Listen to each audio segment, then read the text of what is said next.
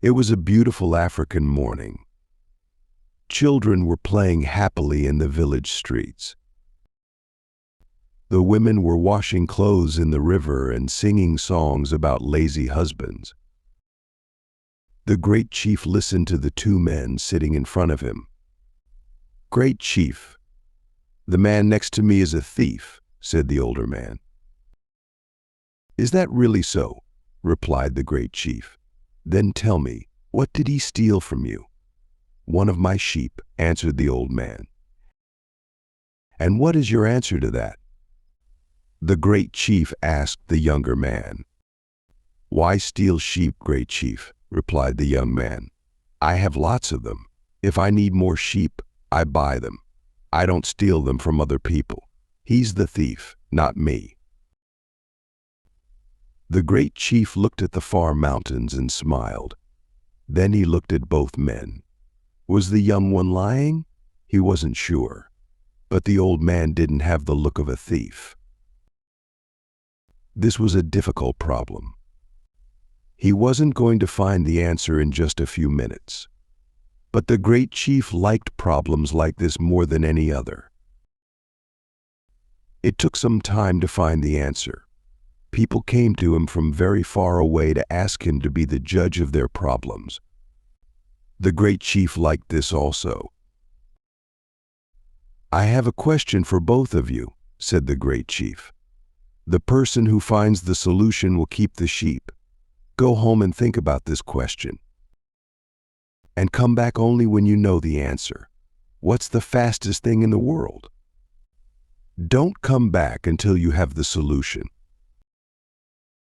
The two men left the great chief's house. The old man was sad. How could he find the answer to such a difficult question? When he got home, he told the question to his daughter, Zia. She was a beautiful, happy woman who liked helping others. She was young, but she was also very wise. "I know the answer, father," she said. "It's time." The old man went back to the great chief's house. The great chief was surprised. "You're back again? Not even 1 hour has passed and you already have an answer to my question."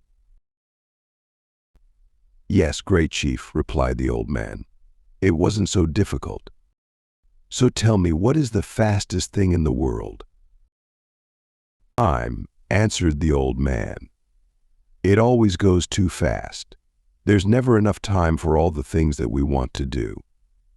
And when we want more time to do something, it goes faster." The great chief was surprised. The old man's answer was even better than his solution. "Who helped you to find the answer? Who gave you these words?" asked the great chief. "They're my words," said the old man. "No one helped me." "If that's not true, I'll punish you," said the great chief. The old man was too afraid to go on with his story. "It was my daughter, Zia. She's a very wise young woman and she gave me the words," he said. "She must be very wise," thought the great chief. "Very well," he said. "You have found the answer, and so you shall keep the sheep. And now that this is all finished, I think that I'd like to meet your daughter." The next day, the old man brought his daughter Zia to meet the great chief. They sat at the great chief's table and had a big lunch. Chicken, rice, fruit, and a drink made from palm juice. During lunch, they talked about the young man who stole the sheep and about how difficult it was to be a good judge. The great chief enjoyed the lunch very much. While he talked about this and that with Zia, he felt so happy that he wanted to sing and dance. Was it the palm juice drink or the wise and beautiful young woman looking into his eyes? But time always passes too fast, and soon it was time for them to leave. The great chief saw Zia every day and his love for her grew and grew. "You're a wise and beautiful woman. I'd really like to marry you," he said. "Me too," replied Zia, laughing. And so they married. The great chief was very happy, but he was also worried about having a wise wife. He didn't want her to help him with the problems that people brought him. He liked being the great chief who was a wise judge. He didn't want people to start talking about the great chief's very wise wife. "Everything in my house belongs to you," he said to her the day after they were married. "But I ask only one thing from you. Never try to help with the problems that people bring me. If you do, you'll stop being my wife. I'm saying this to you only once." Zia listened without looking at the great chief. When he finished, she smiled. Zia and her husband were happy and life went well for a time. The great chief listened to people's problems as before. Zia was busy with the house and the animals. In the evenings he told her about the problems of the day, and she usually agreed with his answers. But one day 2 little boys went to see the great chief about a cow. Each boy said that it was his cow. The great chief gave them a very difficult question to answer. Zia knew which boy was telling the truth because she often saw him in the fields with the family's cow. When he walked past her that afternoon, he was crying. Zia spoke to him. "Tell me, little boy, what's the matter?" she asked him. "The great chief gave us a question that I can never answer," he said sadly.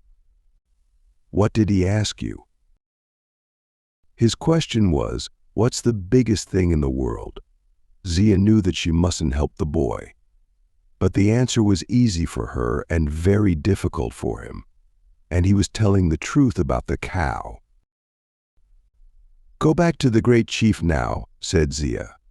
"Tell him the answer in these words. It is air. Air is all around us. When we walk in front of us, there is only air and more air. When we look up at the sky, there is air as far as we can see." The little boy went to see the great chief. He said the same words that Zia told him. This time, the great chief wasn't surprised. He was very angry. "Who helped you find this answer?" he shouted. "These words are too wise for a young boy. Who gave them to you?" "They're my words, great chief," said the boy. "No one helped me to find the answer. If this isn't the truth, I'll punish you," said the great chief.